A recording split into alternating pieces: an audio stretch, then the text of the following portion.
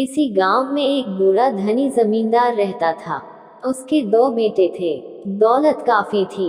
उसने सोचा कि अब शायद मैं इस दुनिया में कुछ ही दिनों का मेहमान हूँ, अतः सारा धन अपने दोनों बेटों में बराबर बांट दिया। कुछ दिनों बाद वह बीमार पड़ा। उसने दोनों पुत्रों को बुलाकर कहा, मेरा अंत समय निकट है। कारोबार का ध्यान रखना। मेरी दो बातें हमेशा याद रखना। पहली, घर से जब काम पर जाना हो तो छाया में जाना और छाया में लौटना। दूसरी, जब कभी कठिन परिस्थिति में धन की जरूरत पड़े तो गांव के पास वाले मंदिर की चोटी में से ले लेना, पर वहां दिन ढलने के बाद और सूर्य छिपने से पहले ही जाना। ये कहकर जमींदार चल बसा। जमींदार के दोनों बेटे कारोबार देखने लगे।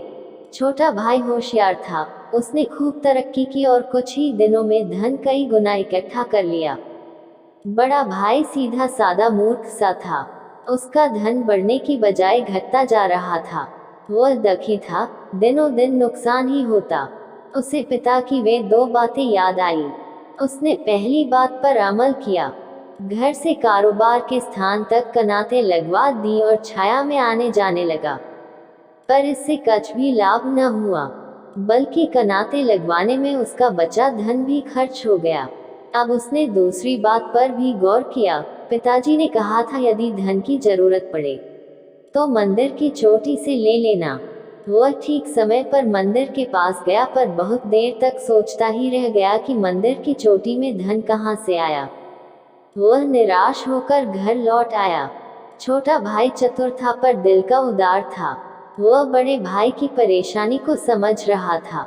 वह उसके पास गया, बोला, पिताजी ने जो बातें कही थी उन्हीं में तुम्हारी सारी समस्या का समाधान छुपा है। बड़े भाई ने आश्चर्य से कहा, पर वह तो मैंने आजमा कर देख ली।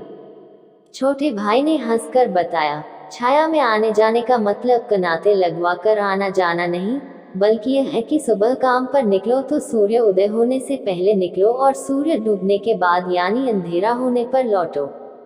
इससे तुम कारोबार को पूरा समय दे सकोगे और लाभ ही होगा। अच्छा, दूसरी बात का क्या अर्थ था? अभी तो मुझे धन की बहुत जरूरत है। बड़ा भाई उत्सुकता से बोला, वह भी बता दूंगा, मेरे साथ चलो मंदिर के पास जाकर छोटे भाई ने हाथ के इशारे से बताया, मंदिर की चोटी की परछाई इस वक्त शाम कहाँ पड़ती है? उसने तुरंत जवाब दिया, कुएं में। बस इतनी सी बात तो थी, कुएं में धन गड़ा है और क्या।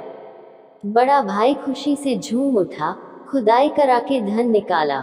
उसका कारोबार फिर चल पड़ा। पर अब वह बीच बीच में छोटे भाई से सलाह ले लिया करता था।